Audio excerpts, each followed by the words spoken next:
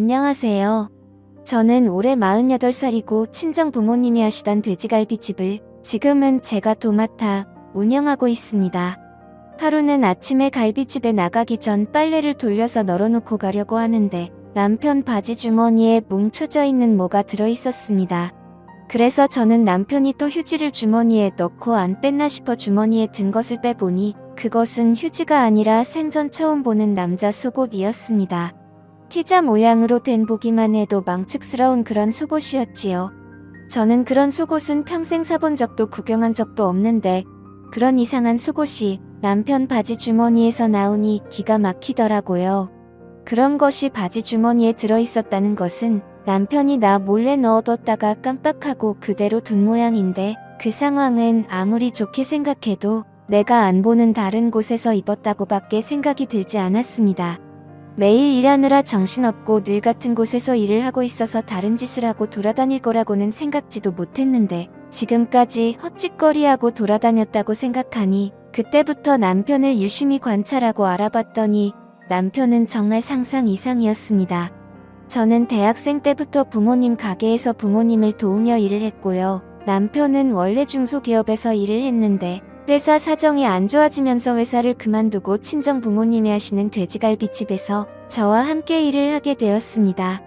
그리고 우리 두 사람이 손발이 맞아 부모님 없이도 돼지갈비집을 운영할 수 있게 됐을 즈음 부모님은 일을 그만두시고 한 달에 수익금에 얼마를 드리기로 하고 저와 남편이 완전히 도맡아서 하기로 했습니다. 열심히 하는 만큼 돌아오니 남편과 저는 정말 열심히 일했습니다. 열심히 일한 만큼 갈비집의 단골도 많아져서 점점 자리를 잡아갔습니다. 저는 그 속옷을 발견하기 전까지 남편이 식당에 열심히 하고 다른 데는 눈도 안 돌리는 줄 알았습니다. 지금까지 단 한 번도 외박한 적 없었습니다. 누구처럼 상갓집에 간다고 밤을 새고 들어온 적도 없고요. 다른 사람처럼 출장을 가야 하는 직장이 있는 것도 아니, 저는 그냥 믿었습니다. 남편이 자리를 비우는 시간이라고 해봐야 손님이 뜸한 시간 사우나 하러 간다고 나갔다 오는 것이 전부였는데 그것도 3시간을 넘기지 않으니 손님 없을 때는 돈까지 쥐어줘 가면서 몸 풀고 오라고 했지요. 그런데 남편 바지에서 그런 게 나온 걸 보니 지금까지 다니던 곳이 사우나가 아닌 모양이었습니다. 바지 안에 둘둘 말린 속옷을 발견한 후에 저는 남편 카드 내역과 전화기를 확인했습니다. 카드 내역에는 별다른 것을 확인 못했습니다. 늘 현금 결제하는 모양이었습니다. 전화기 열어봤지요. 전화기에 여자랑 주고받은 문자나 이상해 보이는 통화 내역은 없었고요. 어디 예약이 되었다는 문자가 있었습니다. 보통 남편이 자리를 비우는 그 시간이더군요. 처음에 저는 사우나인 줄 알았습니다. 요즘은 사우나도 예약을 하고 들어가나 보다 했는데 느낌이 싸해서 전화를 걸어보니 마사지샵이라고 하더라고요. 그래서 저는 감성 마사지샵이 뭔가 싶어 순진하게도 저기 거기 마사지샵인가요? 무슨 마사지를 해주는 곳이에요? 물었지요. 그랬더니 전화 받는 사람이 제가 마사지 받으려고 전화한 게 아니라는 걸 알아차렸는지 아주 사무적인 말투로 네 여기는 경남 아로마 마사지예요 하더군요. 그래서 제가 또 순진하게도 거기 혹시 옷 안 걸치고 이상한 속옷 입고 하는 데인가요? 하고 물었지요. 그랬더니 상대방이 짜증 섞인 소리로 예약 잡으실 건가요? 했습니다. 그래서 저는 아니라고 나중에 다시 전화하겠다고 전화를 끊었습니다. 그냥 전화해서 물어봤을 뿐인데 꼭 도둑질이라도 하다가 들킨 것처럼 괜히 제 심장이 쿵쾅거리더라고요. 남편이 마사지샵에 예약이 잡혔다는 문자를 보니 거의 일주일에 한 번 꼴이었습니다. 주로 가는 곳이 제가 전화한 곳이었고 다른 곳도 돌아가면서 마사지를 받으러 갔더라고요. 저는 그 마사지샵이 여자들 얼굴 마사지하듯 그런 곳인지 정말 이상한 짓까지 하는 곳인지 알 수가 없었지요. 어떻게 알아볼까 고민하다가 근처에 호프집을 하는 젊은 사장이 있는데 친구들하고 우리 집에 자주 오기도 하고 오래전부터 누님 하면서 잘 따르기도 해서 호프집 사장한테 가서 한번 물어봤지요. 내가 요새 몸이 너무 피곤해서 마사지샵 가서 마사지 한번 받아볼까 싶은데 어디가 좋아? 집에 전단지 온 거 보니까 감성 마사지 어쩌고 하는 게 있던데 거기 한번 가볼까?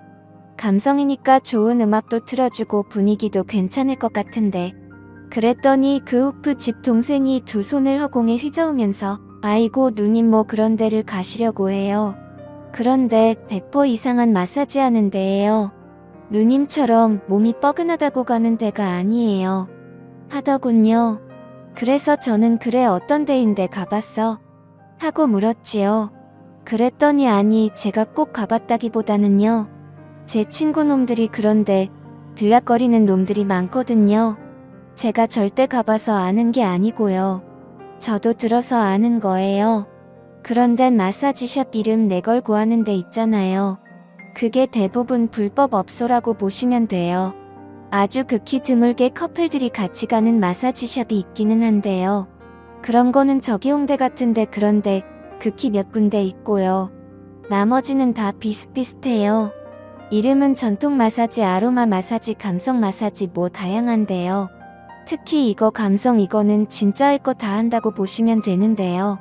감성 중에서도 끝에 빨간색 하트 표시 있는 전단지 있죠. 그런 거는 그냥 뭐 그런 데예요. 제가 누님한테 설명하기 민망하니까 자세히 설명은 안 할게요. 그런데 이 정도로만 말씀드려도 다 아시죠? 남자한테는 여자 마사지사가 붙고요. 여자한테는 남자 마사지사가 붙는데요. 뭐 더 말 안 해도 알겠죠? 아무튼 이런 데는 주로 일회용 속옷을 주거든요.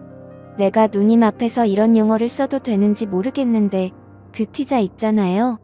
하길래 저는 남편 바지에서 나온 티자가 생각이 나서 순간 깜짝 놀라면서 뭐 했더니 역시 누님한테 이런 얘기하면 안 되는 건데 너무 놀라셨죠? 제가 누님 앞에서 너무 자세하게 얘기를 했나 봐요. 암튼 그렇습니다. 하고 얘기를 마치려고 하기에 아니야 계속 얘기해봐. 그래서 그런 걸 주고 어떻게 하는데? 하고 물었더니 아니 제가 직접 가본 게 아니라서 자세히는 잘 모르고요. 어쨌든 그런 거 일회용 속옷 같은 거 주거든요. 부담스러우면 안 갈아입어도 돼요. 그런데 꼭 갈아입는 이상한 취향인 인간들 있어요. 하긴 거기 가는 게 다 그런 사람들이 가는 거겠지만 어쨌든 보통 마사지 하면 1시간에 7만 원 정도 하는 데도 있고 1시간에 10만 원 하는 데도 있는데요. 금액이 올라가면 올라갈수록 서비스가 좀 높아진다고 생각하시면 되고요. 마사지 하는 사람들 옷차림도 금액이 높아지면 높아질수록 불치고 있는 게 없다. 이렇게 보시면 됩니다. 그러니까 그런 데 가시면 안 되고요. 정말 몸이 찌뿌둥하시면 한의원에 이런 거 있잖아요. 건전한데 그런 데 가세요. 괜히 한번 가셨다가 중독돼서 자꾸 가시면 가정아작 나는 겁니다. 한번 가면 나도 모르게 자꾸 가고 싶고 막 생각나고 그렇거든요. 아 물론 제가 가봐서 그렇다는 것은 아닙니다. 다 들은 겁니다. 절대 직접 가본 게 아니고요. 그러니까 저를 이상한 놈으로 취급하시면 안 됩니다, 누님. 그래서 저는 잘 알겠다고 저는 마사지샵에는 못 가겠다고 집에서 혼자 발 마사지나 해야겠다고 하고 나왔지요. 호프집 동생 앞에서는 아무렇지도 않은 척 했지만 돌아서 나오는데 머리가 핑 돌면서 현기증이 나더라고요. 피곤하다고 해서 좀 쉬었다 오라고 내보냈더니 밖에서 그런 짓을 하고 다닐 줄은 꿈에도 몰랐고요. 저는 그런 이상한 짓은 술집이나 가야 그런 줄 알았는데 술 안 마시고 멀쩡한 정신으로도 저런 데를 갈 수 있다는 것이 신기할 뿐이었습니다. 그런데 뭔가 좀 이상하다는 생각이 들었습니다. 남편은 거의 매일 바람 좀 쐬고 오겠다며 점심시간이 끝나고 난 뒤 밖에 나갔다 오는 데는 마사지샵에 가는 건 일주일에 한 번 정도였습니다. 그렇다면 다른 날은 어디로 가는 거지? 라는 생각이 들더라고요. 이 인간이 도대체 무슨 짓거리를 하고 돌아다니는지는 눈으로 직접 봐야겠다 싶더라고요. 직접 미행할 수 있는 여건은 안 되고 해서 저는 심부름센터라도 연락을 해봐야 하나 어쩌나 하고 있다가 길 건너의 커피숍에 바리스타로 일하는 사람이 남편이 바람이 나서 헤어졌다는 소리를 들어서 저는 그 동생한테 찾아가서 좀 알아봤지요. 그래서 그 동생한테는 솔직하게 얘기했지요. 남편이 요새 좀 이상한 것 같다고 매일 나가면 2시간씩 자리를 비우는데 그냥 바람 쐬러 가는 것 같지 않다고 하니 사장님 그게 100% 바람이에요. 하더군요. 사장님 남자들은요 밖에 여자 없으면 절대로 그렇게 부지런 떨면서 안 나갑니다. 무슨 목적이 있으니까 나가는 거예요. 제가 이혼한 그 새끼도 그랬어요. 제가 만났을 때는 주말에는 소파에 들어 누워서 하루 종일 리모컨만 돌리고 있더니 바람이 나니까 주말에도 새벽같이 일어나서 기어나가더라고요. 그리고 더럽게 안 씻던 인간이 얼마나 자주 씻어대는지요. 피부 벗겨지는 줄 알았잖아요. 밖으로 자꾸 나가고 깔끔 떨고 하는 데는 다 그만한 이유가 있는 거예요. 사장님 남편도 자꾸 밖으로 싸돌아다니는 거 보니 죄송해요. 바람난 것들은 다 똑같은 것들이라서 저도 모르게 말이 막 나왔어요. 어쨌든 사장님 남편도 제가 보기에는 바람났어요. 어떤 년인지 때려잡으세요 하더군요. 그래서 제가 내 눈으로 확인을 해보고 싶은데 내가 식당을 비우기가 좀 그래서 미행할 수가 없는데 무슨 좋은 방법 있냐고 물었죠. 그랬더니 바리스타 동생이 하는 말이 아휴 사장님, 지금이 무슨 70년대예요? 바람난 거 잡으러 미행하러 다니게요. 휴대폰에 어플만 깔면 다 들리고 다 보이는데 뭐하러 그런 고생을 해요? 뭘 하고 싶으세요? 어디 가는지 위치 추적을 하고 싶으세요? 아니면 통화 내용을 듣고 싶으세요? 두 개 다 하고 싶으세요? 그러면 두 개 다 깔아드릴게요. 위치 추적해서 어디서 어디로 이동하는지 실시간으로 확인할 수 있는 거 하고 어플 깔아서 전화통화 문자 내용 바로바로 확인할 수 있게 해드릴게요. 분명히 여자 있어요. 잡아서 머리채 한번 뜯어버리세요. 그리고 증거 잡아서 소송해버리세요. 제가 잡아 족치니 여자는 워낙 독종이라 제가 소송한다고 해도 눈도 깜짝 안 했는데요. 대부분 소송한다고 하면 벌벌 떨거든요. 특히 남편 있는 것들이 남의 남자하고 바람이 나면 남편 귀에 들어갈까? 애들 귀에 들어갈까 싶어서 바짝 주니까 어떤 년인지 잡아서 족치세요. 증거 다 모일 때까지는 절대 아는 척 마시고요. 잘못 내색하면 쉽게 증거 모을 수 있는 게 완전히 다 막히는 수가 있거든요. 그러니까 남편한테도 평소 하던 대로 하시고요. 조용히 증거만 모으세요. 그리고 제가 얘기를 듣다 보니 촉이 와서 그러는 건데요. 하루에 2시간 정도 비운다고 하셨죠? 그러면 99%이 근처 사는 년일 수도 있어요. 엄청 가까이 살고 사장님도 아는 사람일 수 있으니까 어떤 경우에도 너무 충격받지 마시고 마음 단단히 잡고 계세요. 주로 자주 만나고 잘 아는 것들이 바람나더라고요. 제가 이혼한 그 놈은 같은 회사 여자하고 바람났잖아요. 아마 사장님 남편도 주변 사람일 것 같아요. 했습니다. 그 외에도 바리스타 하는 동생이 자기가 경험한 얘기와 함께 남편하고 바람난 여자를 만나면 어떻게 해야 하는지 등등 여러 가지 얘기를 해주더라고요. 그래서 저는 바리스타 동생이 가르쳐준 대로 집 컴퓨터에 로그인되어 있는 컴퓨터 계정으로 들어가서 위치 추적 내 전화기 찾기 설정해 놓았고요. 실시간 전화통화 내용, 문자 내용 확인할 수 있는 앱도 남편 전화기에 깔아두었습니다. 그렇게 일주일 바짝 신경을 곤두세우고 알아본 결과 남편은 일주일에 한 번은 변태 마사지를 하러 갔고 나머지는 웬 여자와 연락을 주고받았는데 연락을 주고받은 여자가 1명이 아니라 2명이더군요. 하나는 근처 꽃집 하면서 혼자 사는 여자고요. 한 사람은 화장품 가게 하는 나이 많은 여자였습니다. 2사람 다 제가 아는 사람이고요. 얘기 주고받는 걸 보니 이 세 인간 모두 제정신이 아닌 것 같았습니다. 화장품 가게 하는 늙은 여자는 제가 알기로 남편보다 3살이나 많은데 남편은 경희야 하고 이름을 불렀고 그 여자는 남편한테 오빠야 했습니다. 그 소리를 듣는데 하도 기가 막히고 어이가 없어서 저도 모르게 웃음이 나오더라고요. 나이 먹었으면 나이 먹은 값을 해야지. 얼마나 잘 보이고 싶었으면 3살이나 어린 남자한테 오빠야 하면서 오만 콧소리를 다 내는지 인생 진짜 힘들게 산다 싶더군요. 그와 반대로 꽃집 하는 여자는 남편보다 5살이나 어린 여자인데 이 여자는 남편한테 여보하고 부르더라고요. 그 여자는 남편하고 둘이 무인 모텔에 들락거렸습니다. 위치 추적되는 걸 보니까 정확히 모텔이라고 찍히더라고요. 가만히 앉아서 내 손바닥 보듯 움직이는 걸 보고 있으니 신기할 따름이었지요. 꽃가게는 어떻게 하고 가나 싶어서 그 시간에 꽃가게로 가보니 외출 중 팻말을 걸어놓고 갔더라고요. 이 여자의 꽃가게는 일주일에 적어도 1번, 어떨 땐 2번까지 외출 중이 걸려 있었습니다. 반면에 화장품 가게 하는 여자하고는 모텔에 드나들지 않았습니다. 남편보다는 그 여자가 남편을 더 좋아하는 눈치였고 두 사람은 옷가게 안에서 나름의 데이트를 즐기는 듯 했습니다. 갈비집이 안정적으로 자리 잡고 먹고 살만해서 그러는 것인지 아니면 원래 여자를 엄청 좋아하는 인간인데 제가 그걸 모르고 살았던 것인지는 모르겠지만 어쨌든 남편은 여자를 만나랴 마사지 받으러 다니랴 일주일이 엄청 바쁜 사람이었습니다. 참 대단하다 싶더군요. 식당 일은 일대로 하고 집에 가면 저하고도 나름 잘 지냈는데 그 와중에 다른 여자들까지 만족시키고 있었으니 제 눈에는 그저 평범하고 일 열심히 하는 남자였지만 남편은 밖에 나가면 바람둥이 카사노바였던 것이지요.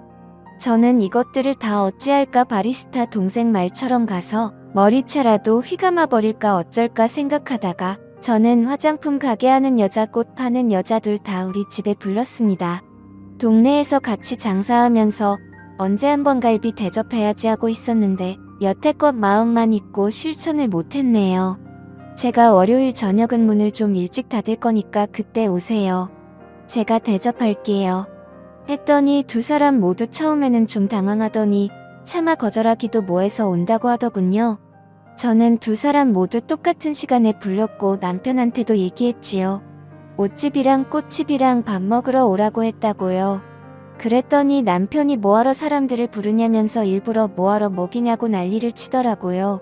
그래서 저는 한 동네에서 장사하는 사람끼리 그 정도도 못하냐고 당신은 불편하면 들어가던가 했더니 남편이 자기가 불편할 게 뭐 있냐면서 자기도 있겠다고 했지요. 그리고 그 여자 둘이 도착한 날 정말 볼만했습니다. 남편은 당황해서 누구한테 눈길을 줄지 몰라 자꾸 땅바닥 하늘만 쳐다보고 당했고 옷 파는 여자는 그 와중에도 남편 옆에 앉고 싶어서 남편 옆에 앉으려고 기회를 엿보고 있었습니다. 그리고 꽃집은 무슨 배우 출신인지 원래 둘이 전혀 아무 일 없는 사람처럼 관심 없는 척했습니다. 다만 옷가게 여자가 남편 옆에 앉아서 남편을 슬쩍슬쩍 스칠 때 꽃 파는 여자 눈이 옷가게를 째려보면서 도끼 눈이 되더라고요. 가만 보니 두 여자 다 보통 성질 아니겠다 싶더라고요. 그래서 저는 도저히 저렇게 기센 여자들 머리채 못 잡을 것 같았지요. 그 여자들 머리채를 잡았다가는 제 머릿결 다 뽑힐 것 같았습니다. 그래서 저는 옷가게 여자와 꽃가게 여자가 둘이서 서로 머리채 잡도록 했습니다. 테이블에 앉아서 고기를 굽고 있다가 제가 세 사람을 보면서 엄청 재밌는 게 있는데 한번 볼래요? 했지요.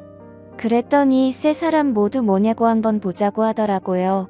그래서 저는 각자 전화번호로 그동안 서로 통화한 내용 서로 주고받은 문자 내용을 같이 전송시켰습니다.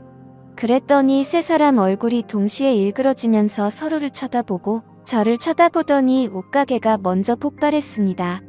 뭐야 오빠야 인연이랑 모텔 갔어? 나하고 만나면서 둘이 바람 피웠던 거야?